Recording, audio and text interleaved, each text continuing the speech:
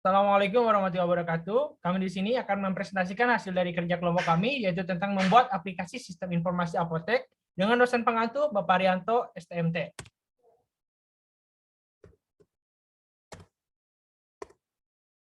Kami beranggotakan yang pertama itu Adang Tosin dengan NPM 058, dan saya sendiri Fedro Rizkyana Padilla dengan NPM 060, dan juga Ibal Daniela dengan NPM 035.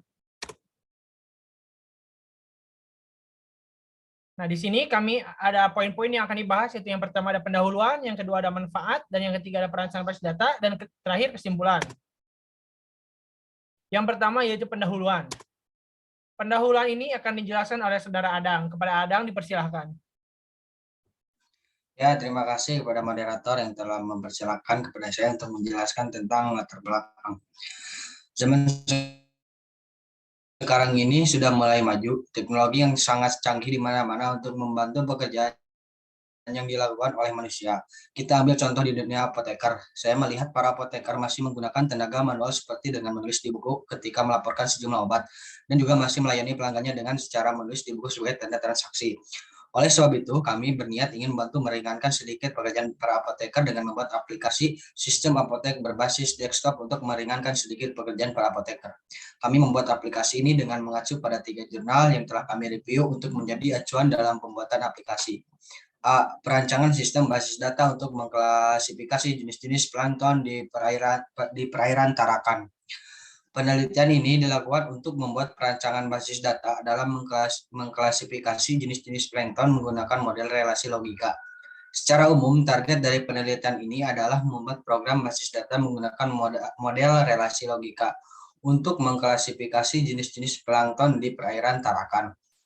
Prosedur penelitian ya, diantaranya pengembalian sampel, identifikasi dan mengklasifikasi jenis-jenis plankton, prosedur perancangan basis data, dan perancangan POM.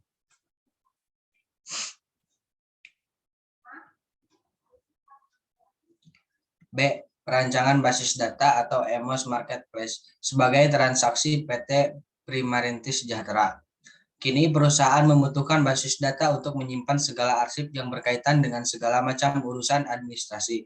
Misalkan untuk membuat laporan pegawai, data karyawan, maupun untuk menjualkan barang-barang yang dapat dipromosikan melalui web atau aplikasi dengan mengkoneksikan ke database.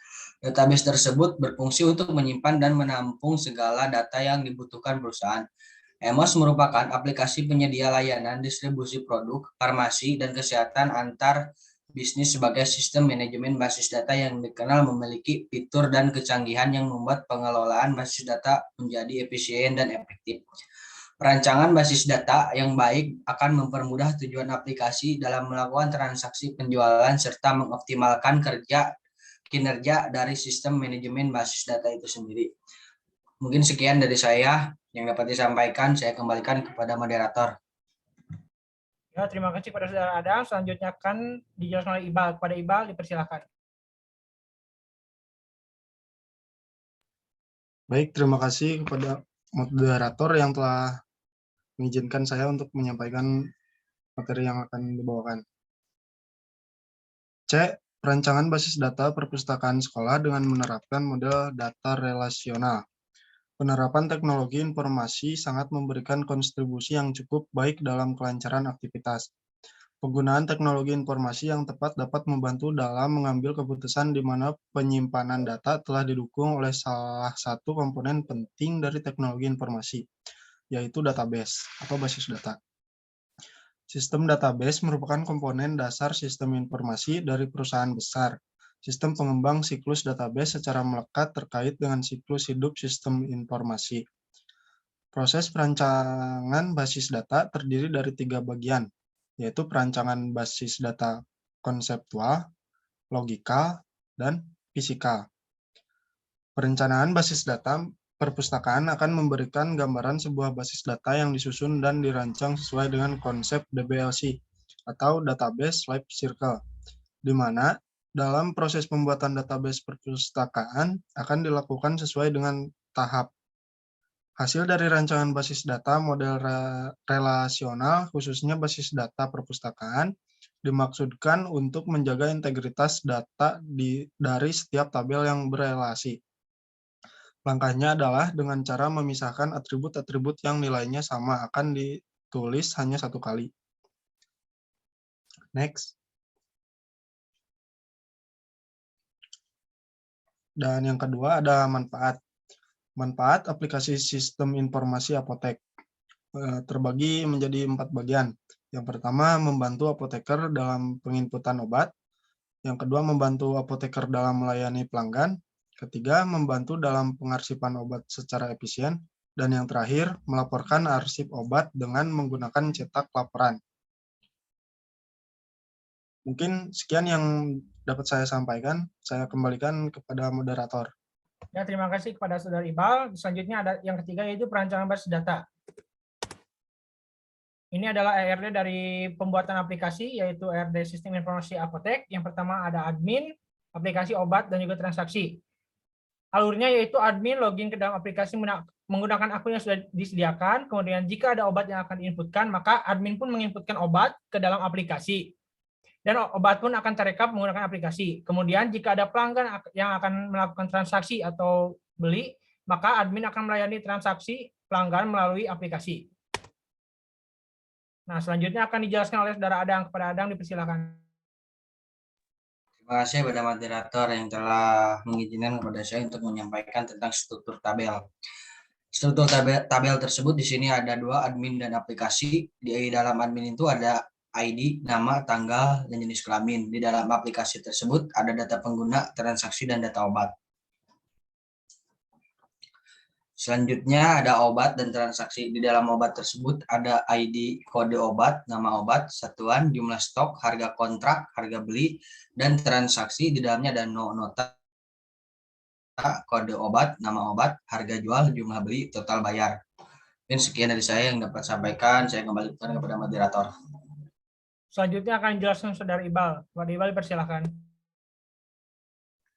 Baik, terima kasih moderator.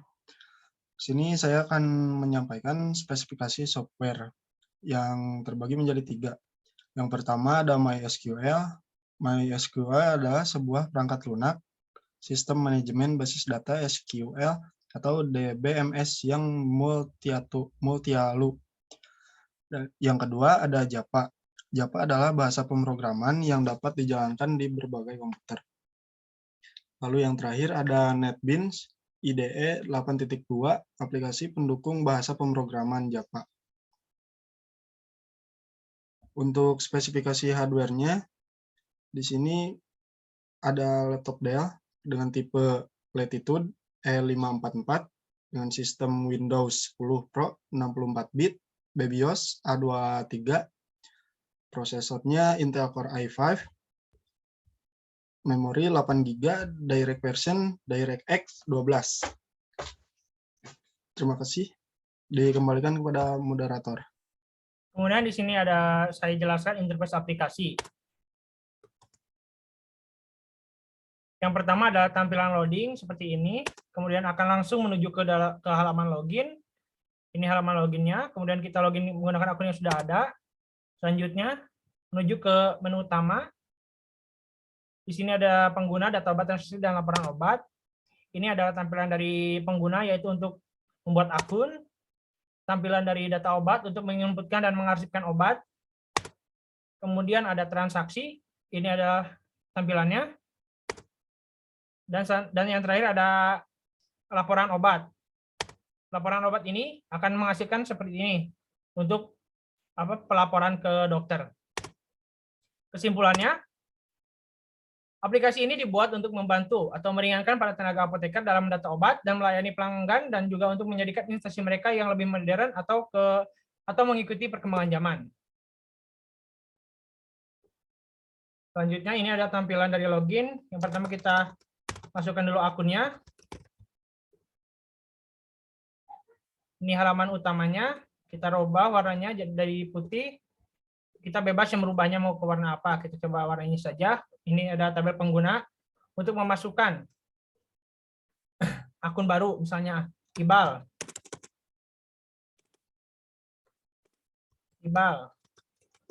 Passwordnya Iqbal.